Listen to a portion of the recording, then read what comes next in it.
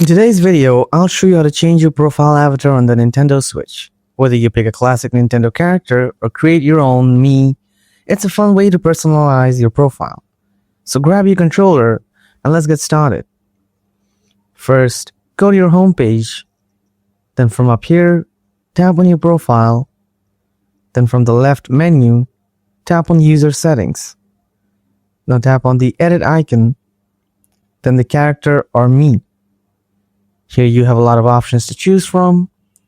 You can change it to anything you like. Scroll down to the bottom and tap on me.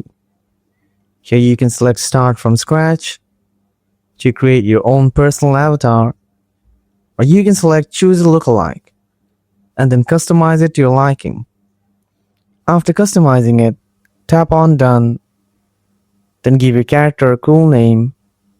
Now tap OK. And your very own personal avatar is ready.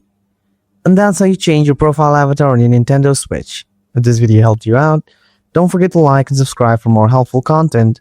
Thanks for watching, and I'll see you in the next one.